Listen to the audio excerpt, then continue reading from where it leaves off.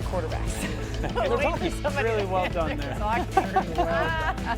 Dan Orlovsky, Field Yates is here. Adam Schefter is with us as well. We have a lot to get to, so we're going to start off with Shefty. Hello, Adam. What is the latest on the Commanders' wideout, Terry McLaurin?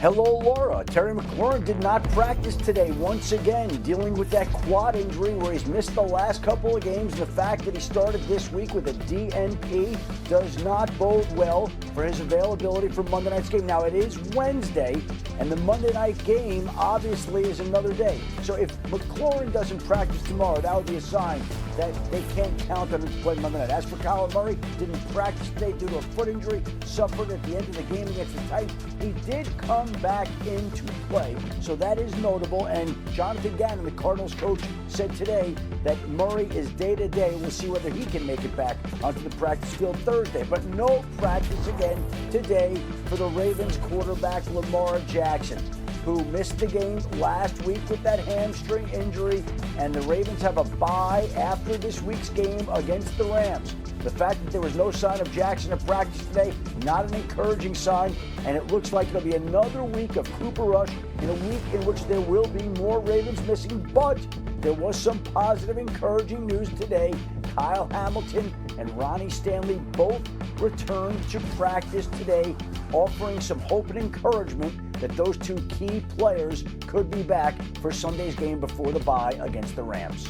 Oh, just a rash of injury for those Ravens. More from Adam throughout the show. And as you heard Adam say, Phil, no practice for Lamar. They do get a bit of help, hopefully, with Kyle Hamilton, Ronnie Stanley back. Any hope for the Ravens against the Rams this weekend? Very concerned. This Rams team, which, by the way, lost in very disappointing fashion last Thursday night, is going to come to Baltimore extremely disappointed after their defeat against the 49ers. I'm concerned because the offense had really no answers last week. Of course, the defense had zero answers. I thought that maybe last week the way that the Texans would approach the Ravens offense is we're going to stack the box and make Cooper Rush beat us with his arm. Believe it or not, they actually saw the Ravens did a lower percentage of stacked box runs for Derrick Henry than in the 5 or 4 weeks leading up to the first full game without Lamar Jackson. Like, they basically just said, you're just not good enough right now, even with Derrick Henry running the football between the tackles. They're really threatened by you. If you're looking for a confidence builder right now, Dan, it's your offense faces the Ravens defense or your defense faces the Ravens offense. Obviously, the Texans are a great defense. They're number 1 in points per game allowed so far this year. But because of the injury attrition, I just don't see it against this Rams team this weekend. Yeah, I see the Rams very much so winning this game.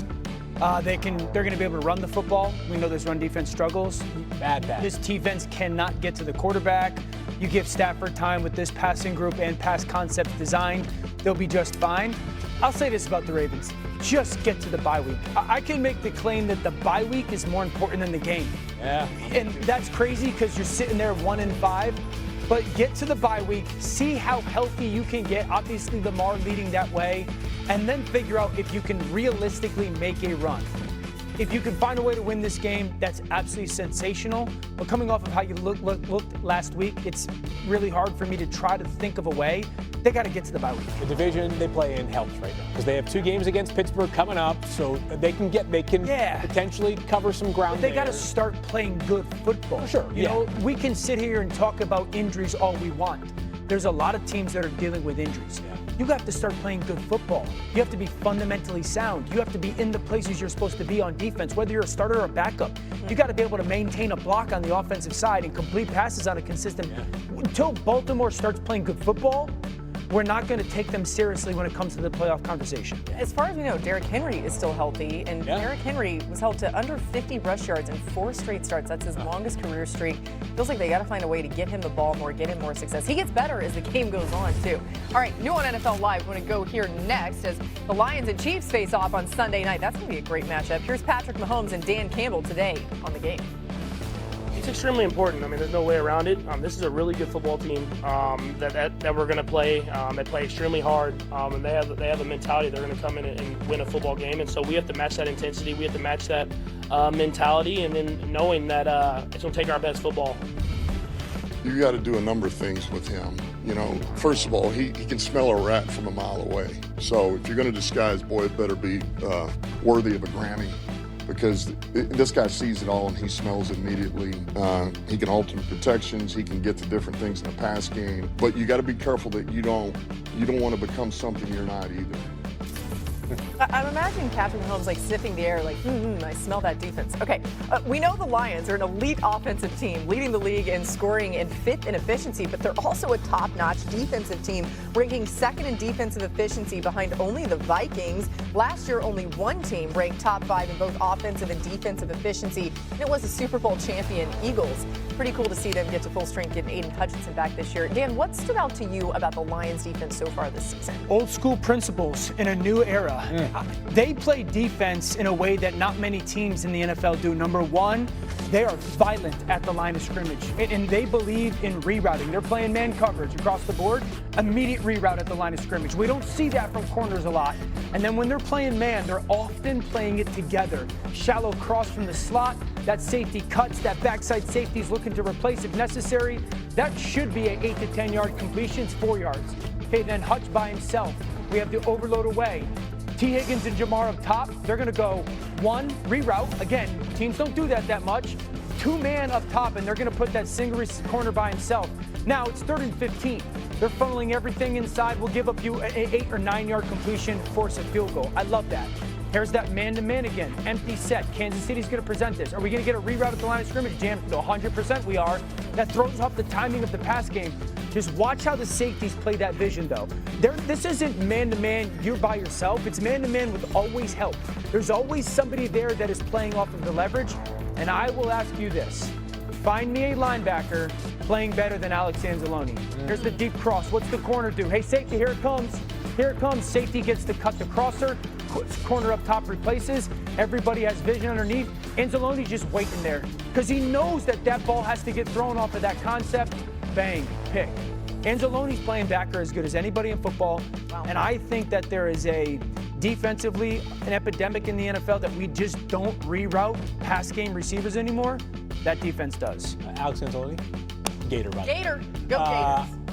I'll be interested to see if they have the same approach this upcoming weekend because the injuries have really hit this Lions team. 3 of their top 4 corners, at least coming into the season, like when training camp began, are not going to be available on Sunday night, with the latest addition being Terrion Arnold, their second-year corner, who Terrion is going to continue to grow into a player who understands there's a fine line between aggressive and having too many flags thrown your way. Yeah. That being said, at some point when the depth piles up, or at least I should say the depth goes the other way, when your depth becomes an issue, you can't always do things exactly how you want to do so. The best way, though, to cover up for a secondary that's depleted is to rush the passer well.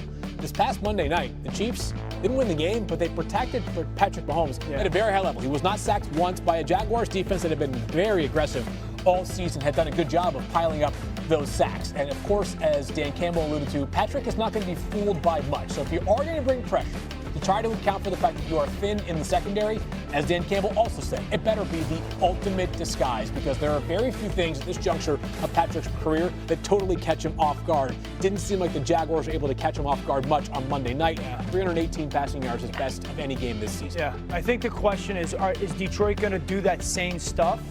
Is the fair one to ask. Right. You know, we saw it last year in the playoff game against Washington. Even when they were getting carved up, they did not stop. Kelvin Shepard has some Aaron Glenn. Yeah, still got maybe those they got it. Yeah. I don't think they're gonna. Rock Ya-Sin's still there. He's played a lot of football in this league.